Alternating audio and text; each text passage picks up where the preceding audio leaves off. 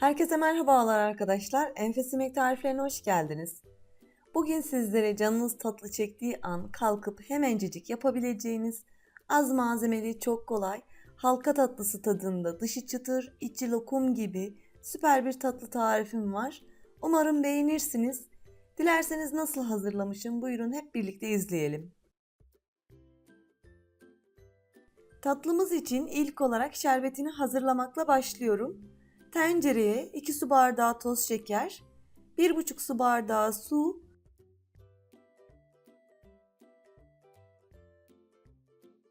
ve bir dilim limon bırakıp şöyle karıştırınca orta ateşte kaynamaya bırakacağım. Şerbetimiz kaynamaya başlayınca orta ateşte 5 dakika kaynaması yeterli oluyor. Süresi dolunca da ocaktan alıp çabuk soğuması için farklı bir kaba aktarıyorum.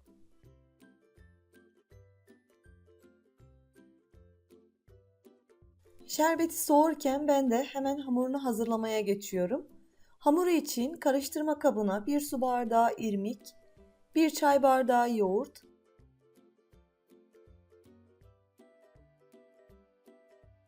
1 çay bardağı sıvı yağ ve yarım su bardağı suyu alıp güzelce çırparak karıştırıyorum.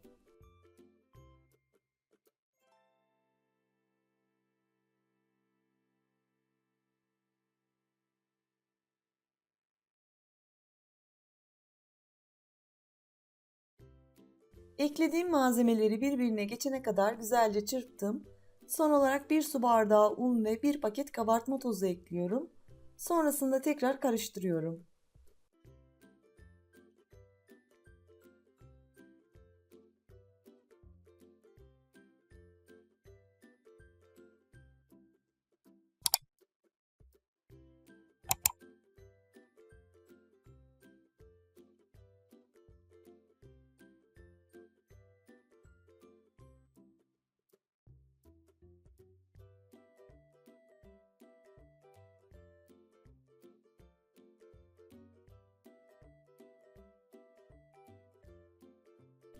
Ve içine eklediğim irmiğin biraz şişip iyi bir kıvam alması için 5 dakika kadar bekletiyorum.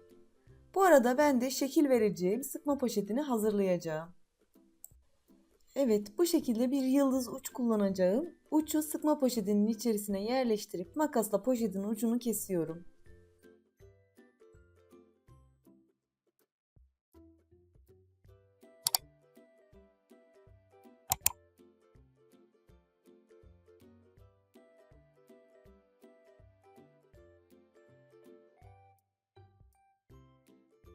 Elinizde sıkma poşeti yoksa buzdolap için kullandığımız kilitli poşetle de aynı işlemi yapabilirsiniz.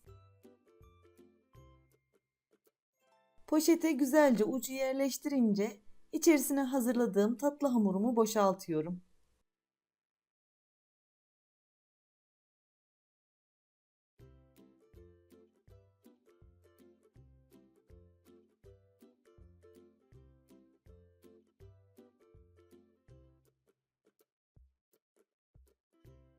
Evet, artık kızartabiliriz. Uygun bir tavaya 1 su bardağı sıvı yağını aldım. İyice ısındığından emin olunca içerisine poşetle sıkıp şekil veriyorum. Hemen belirtmek isterim arkadaşlar. Kusura bakmayın. Tam bu aşamada dalgınlıkla kamerayı açtım sanıyordum ama açmamışım. Onun için de ilk postayı sizlere gösteremedim. Video çeken arkadaşlarım da bilir ne demek istediğimi. Bazen böyle şeyler olabiliyor. Ama diğer aşamalarını da sizlere net bir şekilde göstermeye çalıştım. Yüksek ateşten biraz düşük olacak şekilde ocağı ayarladım. Bir taraftan poşetle sıkarken bir taraftan da kızaranları çeviriyorum.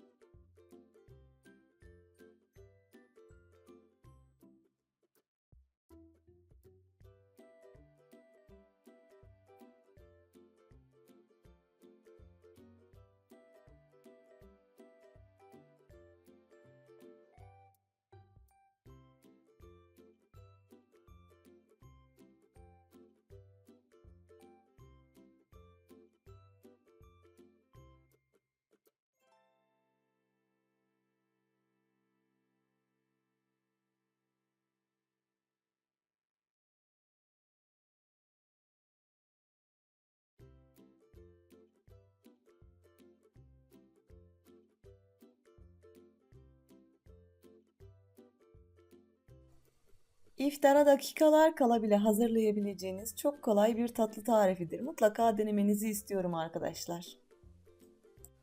Gördüğünüz gibi hemencecik kızarıyor. Ben biraz daha çok fazla kızarmış sevdiğim için biraz daha fazla kızartıyorum. Böyle kızartınca hazır halka tatlıları gibi oluyor. Dışı çıtır çıtır, içi lokum gibi şerbetini çok güzel çekiyor. Bu şekilde nar gibi tam kıvamında kızardı. Kızaranları alıp hemen soğuk şerbetin içerisine bırakıyorum.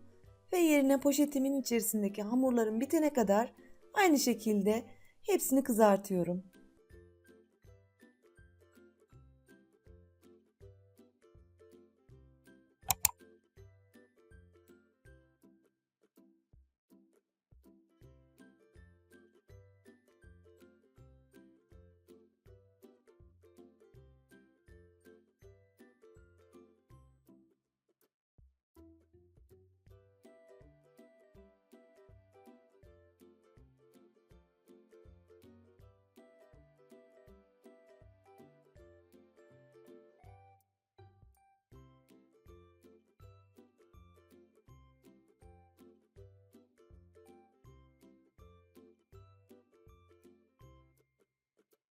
Tatlılarımı şerbetin içerisinde tamamını kızartana kadar beklettim sadece. Şimdi artık hiç beklemeden şerbetten çıkartıp servis edeceğimiz tabağa alabiliriz.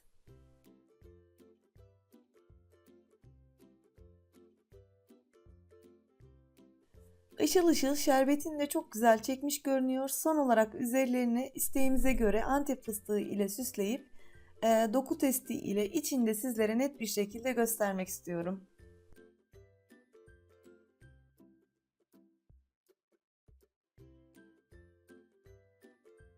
İftar sofralarına çok güzel yakışacağını düşünüyorum. Buradan herkese hayırlı Ramazanlar diliyorum. Allah herkesin orucunu kabul etsin inşallah. Bugünkü tarifimin de sonuna geldim. Deneyecek olan arkadaşlarıma şimdiden afiyet olsun.